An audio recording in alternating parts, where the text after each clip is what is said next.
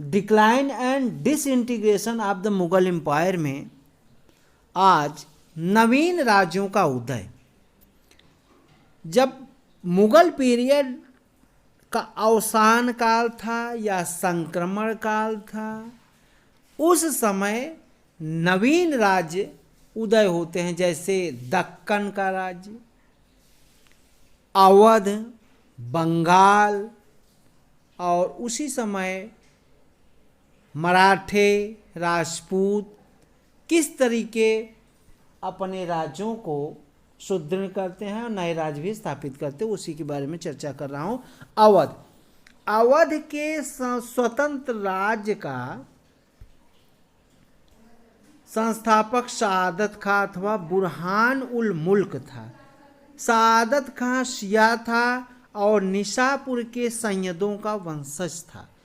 1720 में वह बयाना का फौजदार नियुक्त किया गया। उसने सैयद बंधुओं के विरुद्ध षड्यंत्र में भाग लिया और सम्राट की दृष्टि में ऊपर उठ गया।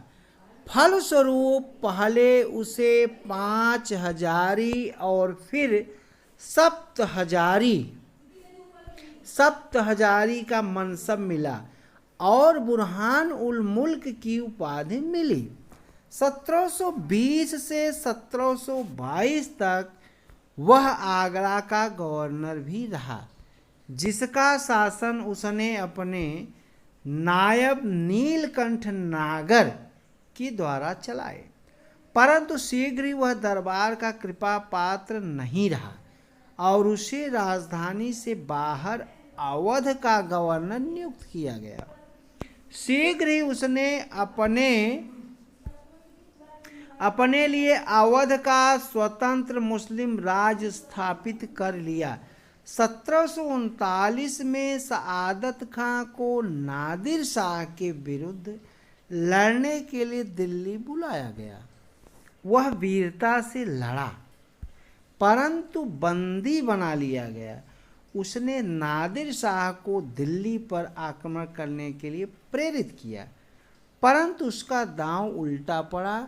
उसने आक्रमणकारी को 20 करोड़ की आशा दिलाई और जब उसे यह धन मांगा गया तो सआदत खां विष खाकर आत्महत्या कर ली। उसके पुत्र नहीं थे। उसने अपनी पुत्री का विवाह अपने भतीजे सफदरजंग से कर दिया था और इसी कारण यह उसका उत्तराधिकारी बन गया। सम्राट मोहम्मद शाह ने एक फरमान द्वारा सफदरजंग को अवध का नवाब नियुक्त कर दिया। 1748 में सम्राट मोहम्मद शाह ने सफदरजंग को अपना वजीर नियुक्त कर लिया और उसके उत्तराधिकारी प्रायः नवाब वजीर कहलाने लगे। 1819 में उसने इस वंश के 7वें शासक सआदत खां ने अवध के राजा की उपाधि धारण की। अब अगला स्टेट है रुहेले तथा बंगश पठान। गंगा की घाटी में रुहेलों तथा बंगश पठानों ने अपने लिए स्वतंत्र राज्य स्थापित कर लिए।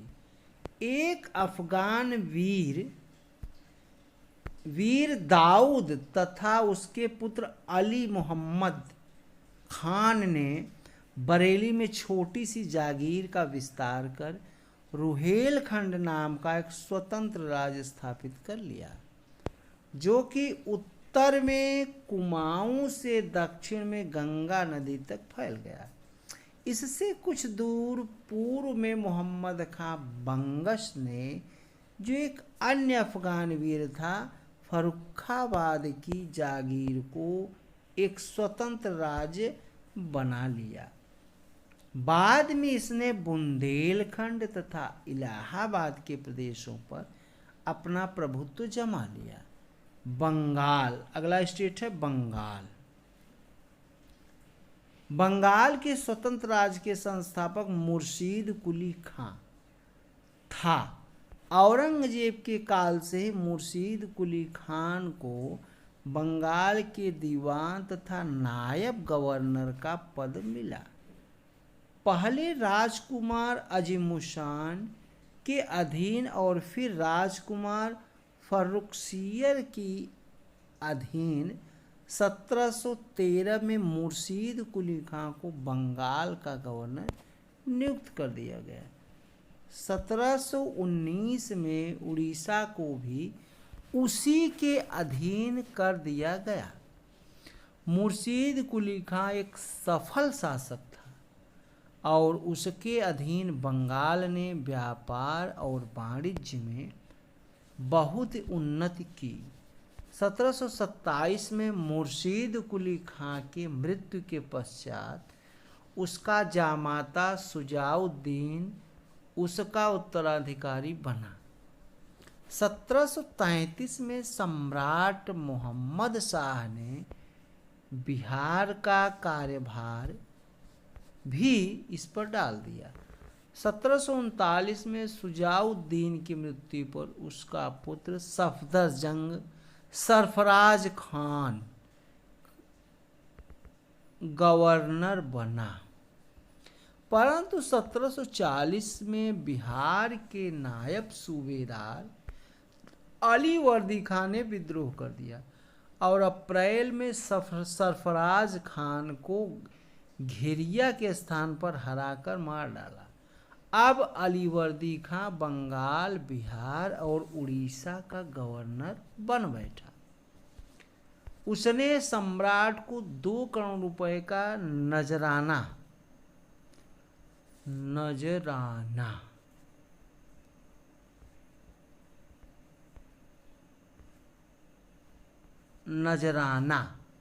के रूप में देकर सम्राट की अनुमति भी प्राप्त कर ली। अगला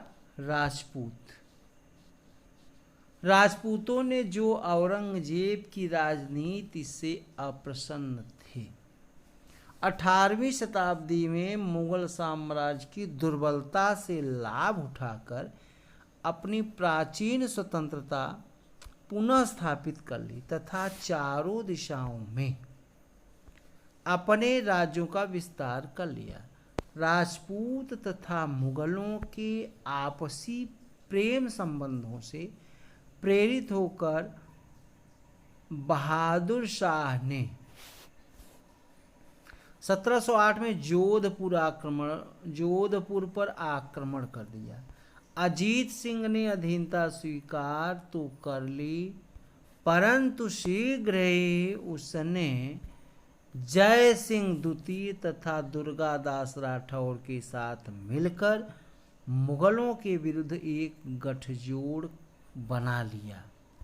1714 में मुगल सेनापति हुसैन अली ने जोधपुर पर आक्रमण किया तथा अजीत सिंह को अपनी पुत्री का विवाह मुगल सम्राट फर्रुखसियर से करके शांति मोल लेने पर बाध्य किया।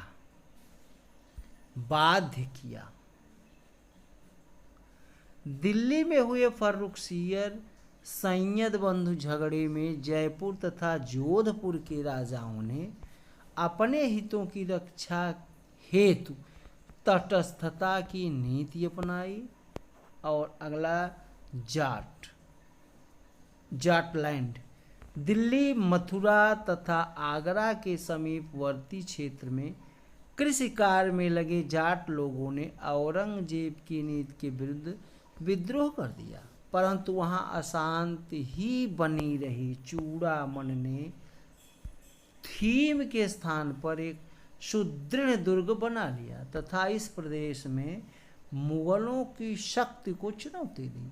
1721 में आगरा के सूबेदार जय सिंह द्वितीय के अधीन मुगल सेना ने इसके विरुद्ध अभियान किया तथा दुर्ग जीत लिया। चूड़ामन ने आत्महत्या कर ली। तत्पश्चात चूड़ामन के भतीजे बदन सिंह ने जाटों का नेतृत्व संभाला। उसने अपनी सेना को शक्तिशाली बना लिया तथा दीग, कुबेर, वेद तथा भरतपुर में 4 दुर्ग बना लिए।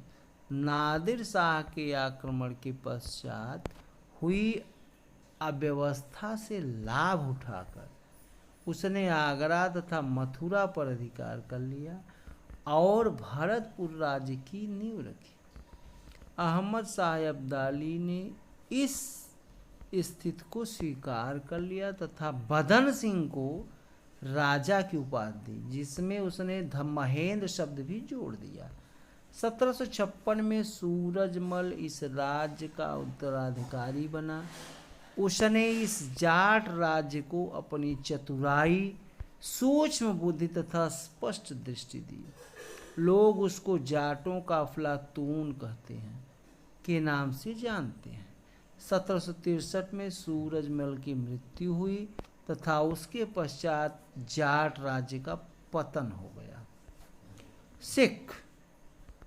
सिखों के अंतिम गुरु गोविंद सिंह ने धर्म तथा स्वतंत्रता की रक्षा करने के लिए सिखों को योद्धाओं में परिणत कर दिया। 1708 में इनका नेतृत्व बंदा बहादुर ने ले लिया तथा आने वाले 1 वर्ष तक वह मुगलों से जूझता रहा। युद्ध में अपने ही सहयोगियों द्वारा विश्वासघात किए जाने पर वह बंदी बना लिया गया। 1716 में उसकी निर्मम हत्या कर दी गई। उस समय सिखों की अवस्था बहुत अच्छी नहीं थी। नादिर शाह तथा अहमद शाह अब्दाली से मुगलों की केंद्रीय सत्ता लगभग समाप्त हो गई। फिर इससे सिख मिसलों को स्वर्ण अवसर मिल गया तथा उन्होंने 1760 के पश्चात पंजाब में अपना प्रभुत्व स्थापित किया। मराठे संभवतः मराठों को उत्तरी तथा दक्षिणी भारत में सबसे कड़ी चुनौती मराठों की ओर से मिली। पेशवाओं के योग्य नेतृत्व में मराठों ने मुगलों को मालवा तथा गुजरात से उखाड़ फेंका। 1730 के पश्चात राजस्थान में भी अपना प्रभुत्व बना लिया। मुगलों के विघटन से उत्पन्न हुए रिक्त स्थान को भरने का पूर्ण प्रयत्न किया गया। कुछ काल तक मराठे बहुत चमके तथा 1750 के पश्चात ऐसा लगा कि वही मुगल सत्ता के अधिकारी बनेंगे, परंतु अहमद शाह अब्दाली ने उन्हें चुनौती दी तथा पानीपत के तीसरे युद्ध में उन्हें परास्त कर दिया गया। इस हार के पश्चात मराठे शीघ्र ही पुनः उठ खड़े हुए तथा उन्होंने अंग्रेजों को सबसे कड़ी चुनौती प्रस्तुत की। मुगल शासन की शिथिलता स्पष्ट थी क्योंकि इन लोगों ने उत्तर पश्चिमी सीमा पर सुरक्षा प्रबंध ढीले कर दिए थे। औरंगजेब ने उत्तर पश्चिमी सीमाओं की सुरक्षा और के प्रशासन पर विशेष ध्यान दिया। धन्यवाद। वीडियो को लाइक शेयर अवश्य करें, चैनल को सब्सक्राइब करें। वीडियो सिविल सेवा, राज्य सिविल सेवा, TGT, PTT, IAS, PCS, NDA, net, JRF, CDS तमाम परीक्षाओं के लिए बहुत महत्वपूर्ण है। जय हिंद, जय भारत।